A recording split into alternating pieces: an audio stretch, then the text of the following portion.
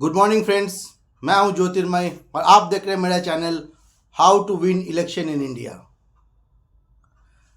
Friends, इससे पहले हमने बाबरी मस्जिद जो मुशीराबाद में बनने वाला है उसके ऊपर हमने एक एक एपिसोड किया हुआ है।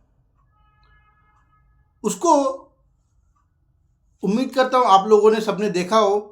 अगर नहीं भी देखा हो तो प्लीज़ मेरे पहले एपिसोड में जाके देखिए। उसमें आज हम उसी सिलसिले को आगे बढ़ाते हुए थोड़ा सा ये सोचते हैं कि इसका ये जो बनने वाला है इसका इम्पैक्ट क्या होगा।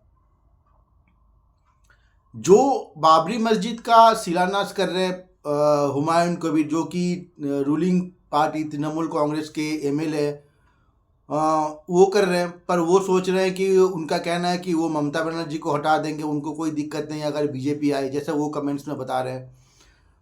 पर इससे बीजेपी को क्या फ़ायदा हो सकता है? देखिए, इसको थोड़ा समझते हैं हम लोग। देखिए, एक तो जैसे लोग कह रहे हैं कि उसमें हुमायूं कबीर अगर मुस्लिम्स के माइनॉरिटी का वोट काटेंगे तो वो ममता बनर्जी का वोट ही कटेगा, जिसमें बीजेपी को फ़ायदा। एक तो एक तरीका ये हो गया। पर क्या हुमायूं कबीर की जो पार्टी खुद अपनी पार्टी बना रहे हैं वो इतना वोट काट पाएंगे ताकि जो मेजर, क्योंकि उन जगहों में जहाँ पे ये बन रहा है, ये मुशीराबाद या मालदा डिस्ट्रिक्ट में जो भी माइनॉरिटी कम्युनिटी है, वहाँ पे रूलिंग पार्टी तृणमूल कांग्रेस को बहुत ज़्यादा लीड मिलता है। तो क्या वो इतना वोट कट पाएंगे क्या कि बीजेपी को फ़ायदा मिले? क्या या फिर क्या उनको लगता है कि ये कहने से हिंदू वोट पोलराइज होगा? तो शायद ऐसा कुछ ग्राउंड में नहीं है। पर बीजेपी इसको फिर भी आप कैसे अपनी तरीके से कर सकते हैं, वो थोड़ा समझते हैं इसके बारे में। मुस्लिम्स कम्युनिटी में हमेशा ये आया कि उसमें अगर मान लो किसी जगह पे ज़्यादा मुस्लिम्स कम्युनिटी होते हैं तो उनमें दंगे फसाद ज़्यादा होता है। और मुस्लिम्स के जो लीडर्स वगैरह जो होते हैं, चाहे वो मदरसा के लीडर हो या फिर जो वहाँ के एमएलए होते हैं, एमपी होते हैं, देखा गया है वो खुद तो पैसे बनाते हैं, खुद तो अमीर बनते रहते हैं, खुद अपने बच्चों को बाहर भेजते हैं, पर वो उनके अंडर उनके इलाके में जो भी मुस्लिम्स होते हैं उनकी कोई डेवलपमेंट नहीं होता है। और क्या होता है, उनकी वोट को हमेशा इस्तेमाल किया जाता है। इस्तेमाल कौन करते हैं? जैसे बहुत लोग होते हैं मुस्लिम्स को कहते हैं हम आप लोगों के लीडर है, आप लोग हमें वोट दीजिए तो फिर हम आपके लिए सोचेंगे। पर अल्टीमेटली क्या होता है, लीडर बनने के बाद या मान लो कोई भी मतलब कुछ भी बनने के बाद मुस्लिम्स कम्युनिटी में वो लोग क्या करते हैं, उन्हीं मुस्लिम जो गरीब मुसलमान हैं उनको एक्सप्लॉइट करते हैं, फिर खुद अमीर बनते जाते हैं। ये हमेशा देखा गया है ये। अगर ऐसा ही होता, खुद सोचिए, अगर ऐसा होता कि मुस्लिम्स के लीडर से अगर मुस्लिम कम्युनिटीज़ को लिए काम कर रहे हैं, तो क्या बांग्लादेश में आज की तारीख में 90% से ज़्यादा मुस्लिम्स हैं, तो बांग्लादेश की हालत अच्छी नहीं होती? इतनी गरीबी हो, इतनी बेरोजगारी है, लोगों को नौकरी नहीं है, इंडस्ट्री बिल्कुल बंद है, दंगे फसाद हो रहे हैं। क्यों हो रहा है ये? पर जो उनके लीडर्स हैं उनको देखोगे वो हमेशा अमीर बन रहे हो। कोई ज़्यादातर रिलेटिव्स बाहर रह रहे हैं, बड़े आलीशान मकान में रह रहे हैं, बड़ी बड़ी गाड़ियों में घूम रहे हैं, पर उनके कंट्री के जो नागरिक है, मुस्लिम्स है, गरीब मुसलमान, उनको और एक्सप्लॉइट किया जा रहा है। ये मुस्लिम्स का ये हमेशा एक, जहाँ भी मुस्लिम कम्युनिटी ज़्यादा होती है वहाँ पे ये देखा गया, ये चीज़ होता ही है। चाहे लीडर्स हो, चाहे मदरसे के लीडर हो, चाहे चर्च, चाहे वो मस्जिद के लीडर हो, जो भी है, ये हमेशा गरीब मुस्लिम्स को एक्सप्लॉइट करते हैं वो।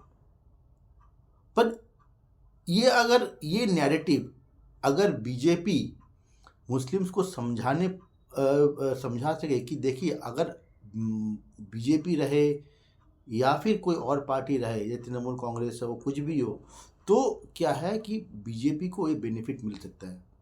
अगर बीजेपी ने ये समझाया कि अगर आप हमें वोट दीजिए या फिर किसी और को पार्टी को वोट दीजिए जो कि जैसे तृणमूल कांग्रेस हो गया, रूलिंग पार्टी है, तो फिर ये बीजेपी को फ़ायदा हो सकता है। कैसे फ़ायदा हो सकता है? क्योंकि देखिए, रूलिंग पार्टी जो है तृणमूल कांग्रेस काफ़ी सालों से सरकार में है, तो लोग हमेशा एक चेंज चाहेंगे। चेंज कैसे चाहेंगे? अगर वो चाहते कि नहीं, हम जो हमारे जो कह रहे हैं कि हम मुस्लिम भाइयों के लिए काम करेंगे, जैसे हुमायूं कबीर वैसे लोग, अगर हम उसको वोट नहीं देते तो हम किसको देंगे? ममता बनर्जी को देंगे या फिर बीजेपी को देंगे। पर बीजेपी, क्योंकि ममता बनर्जी को 15 साल से लोग वोट दे रहे हैं, तो ऑब्वियस सी बात है लोग एक दूसरा ऑल्टरनेट ऑप्शन ढूंढेंगे, तो इसमें बीजेपी को फ़ायदा हो सकता है। पर बीजेपी को कैसे करना है ये वो एक तरीका है, आई डोंट नो बीजेपी उस तरीका को अपनाएगी कि नहीं, पर एक तरीका भी है उसको कैसे उनके मुस्लिम्स की मेंटालिटी को कैसे चेंज किया जाए। चाहे तो मुशीराबाद या मालदा या नॉर्थ दिनाजपुर जो मुस्लिम इलाके हैं जिसमें काफ़ी सारे मुस्लिम बेल्ट है, मुस्लिम अच्छे सीट्स है, उसमें चाहे तो बीजेपी चाहे तो अपने दम पे 90% से भी ज़्यादा सीट्स ला सकते हैं वो। पर ये चीज़ समझाना पड़ेगा, वो एक तरीके से होता है, वो कैसे तरीका होता है वो तो मेरे ख्याल से जो बीजेपी के पॉलिटिकल एनालिस्ट है उनको बेहतर पता होगा कैसे करना है वो। तो ये चीज़ अगर उन्होंने बीजेपी ने किया तो डेफिनेटली ये उनको इस बाबरी मस्जिद के जो उसमें शिलान्यास है उनको फ़ायदा मिलेगा। अब देखिए बीजेपी का स्ट्रैटेजी क्या होता इसको लेकर आने वाला अभी 3-4-5 महीने है इलेक्शन में, ये तो टाइम ही बताएगा। पर जो भी है ये आने वाला, जैसे पहले ही मैंने बोला, आने वाला 2-3 महीना बहुत क्रूशियल है हर पार्टी के लिए, बीजेपी के लिए भी है, रूलिंग पार्टी के लिए भी, और जो भी अन्य पार्टी है उनके लिए भी है। और इन्हें बता दूं पहले, मुशीराबाद इलाका जहाँ पे है वो, जहाँ मस्जिद बन रहा है वो, या मालदा, ये कांग्रेस का बिल्कुल स्ट्रांग होल्ड है। अदी चौधरी वहाँ पे थे, अभी तो नहीं है पर पहले वो वहाँ पे थे, उनका कांग्रेस का काफ़ी स्ट्रांग होल्ड है। हालांकि टीएमसी तृणमूल कांग्रेस ने वहाँ पे इनरोड्स तो बनाया, पर बात है कांग्रेस का आज भी अच्छा वोट बैंक है वहाँ पे। तो ये तो बीजेपी को सोचना है, कांग्रेस को सोचना है, या तृणमूल कांग्रेस को सोचना है, या वामपंथी को भी सोचना है कि कैसे वो अपनी इस तरह से चीज़ों को अपनी तरफ ले आए। पर जो भी हो, आने वाले 2-3 महीना बहुत क्रूशियल है। आज के लिए इतना ही। उम्मीद करता हूँ मेरा वीडियो आपको पसंद आया होगा, पसंद आया तो लाइक करिए, और अगर शेयर करिए, और जो भी आपके कमेंट्स है कमेंट्स बॉक्स में डालिए। आपकी कमेंट्स हमारे लिए मोटिवेशन है और बेहतर से बेहतर वीडियो बनाने के लिए।